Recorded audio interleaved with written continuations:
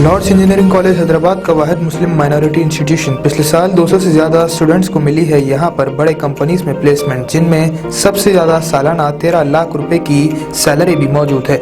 Admissions और details के लिए नंबर्स पर कॉन्टैक्ट करें। अस्सलाम वालेकुम नाज़रीन, आइए निकालते हैं आज की अहम खबर पर। देश आज़ाद होकर 70 साल हो गए। 70 साल में ये पहली मर्तबा हो रहा है कि हमारे देश के अंदर दिल्ली में एक नया पार्लियामेंट बन रहा है।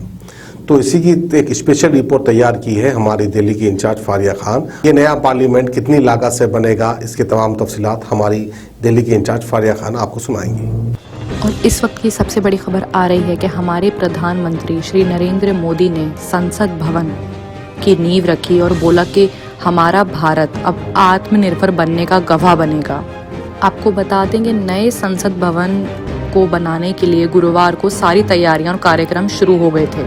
हमारे श्री प्रधानमंत्री नरेंद्र मोदी जी ने भी भूमि पूजन को अटेंड किया और फिर वहां पे नींव रखी कि ये कार्य अब शुरू हो सकता है। साथ ही साथ जो हमारे गृह मंत्री हैं अमित शाह और जो रक्षा मंत्री हैं राजनाथ सिंह और कानून मंत्री रविशंकर प्रसाद, ये भी इस पूजन में शामिल थे। आपको साथ में ये भी बता दें कि जो उद्योगपति रतन टाटा हैं और जो विदेशी राजदूत हैं वो सारे वहाँ पे मौजूद थे। ये नया संसद भवन जो है ये 4 मंजिला बनेगा। इसमें तकरीबन 971 करोड़ रुपए की अनुमति लग सकती है। और साथ में आपको ये भी बता दें कि जो ये नया संसद भवन बनने जा रहा है ये 2022 तक बनके तैयार हो जाएगा। और साथ ही साथ इस नए संसद भवन में भारत की स्वतंत्रता की 75वीं सालगिरह भी मनाई जा सकती है। तो आप साथ ही साथ ये भी कह सकते हैं कि जिस तरह से इंडिया गेट जाना जाता है अपने नेशनल वॉर मेमोरियल के लिए, जहाँ से वो उसकी पहचान है, ठीक उसी तरह से तो संसद भवन है, जब उसका निर्माण हो जाएगा तो वो एक अपनी पहचान लेकर आएगा। और ये भी कहना है लोगों को कि आने वाली जितनी भी पीढ़ियां हैं वो नए संसद भवन को देखकर बहुत ही फख्र महसूस करेंगी और ये भी साथ में सोचेंगी कि जो ये स्वतंत्र भारत है इसमें ये नया संसद भवन बना है।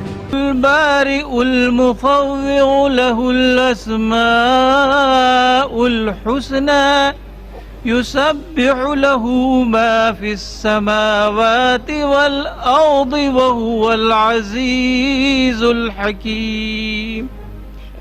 सदक़ल्लाहुल अज़ीम। सुख महल जाके ऊंच दुआरे, तामहवा से भगत प्यारे। सुख महल जाके ऊंच द्वारे, तामहवा से भगत प्यारे। सहज कथा प्रभ की अति मीठी, विरले काहू नेत्रों डिठी।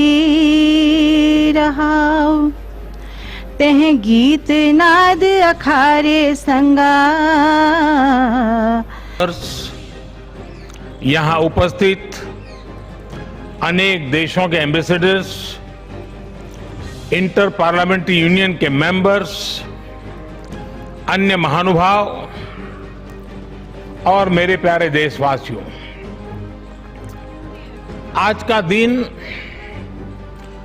बहुत ही ऐतिहासिक है। आज का दिन भारत के लोकतांत्रिक इतिहास में मील के पत्थर की तरह है। भारतीयों द्वारा भारतीयता के विचार से ओतप्रोत भारत के संसद भवन के निर्माण का शुभारंभ हमारी लोकतांत्रिक परंपराओं के सबसे अहम पड़ाव में से एक है। हम भारत के लोग मिलकर अपनी संसद के इस नए भवन को बनाएंगे। और साथियों, इससे सुंदर क्या होगा, इससे पवित्र क्या होगा जब भारत अपनी आजादी के 75 वर्ष का पर्व मनाए तो उस पर्व की साक्षात प्रेरणा हमारी संसद की नई इमारत बने।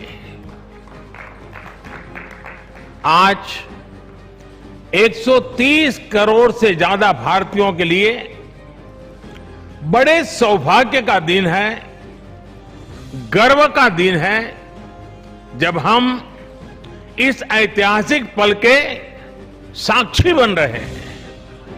साथियों, नए संसद भवन का निर्माण नूतन और पुरातन के सह अस्तित्व का उदाहरण है। ये समय और जरूरतों के अनुरूप खुद में परिवर्तन लाने का प्रयास है। मैं अपने जीवन में वो क्षण कभी नहीं भूल सकता जब 2014 में पहली बार एक सांसद के तौर पर मुझे संसद भवन में आने का अवसर मिला था। तब लोकतंत्र के इस मंदिर में कदम रखने से पहले मैंने सिर झुकाकर, माथा टेककर लोकतंत्र के इस मंदिर को नमन किया था। हमारे वर्तमान संसद भवन ने आजादी के आंदोलन और फिर स्वतंत्र भारत को गढ़ने में अपनी अहम भूमिका निभाई है। आजाद भारत की पहली सरकार का गठन भी यही हुआ और पहली संसद भी यहीं बैठी। इसी संसद भवन में हमारे संविधान की रचना हुई, हमारे लोकतंत्र की पुनर्स्थापना हुई। बाबा साहब आंबेडकर और अन्य वरिष्ठों ने सेंट्रल हॉल में गहन मंथन के बाद हमें अपना संविधान दिया।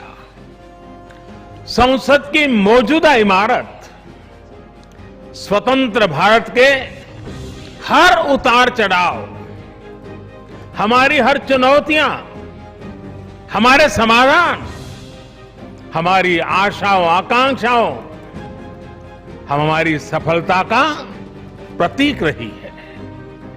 इस भवन में बना प्रत्येक कानून, इन कानूनों के निर्माण के दौरान संसद भवन में कही अनेक गहरी बातें,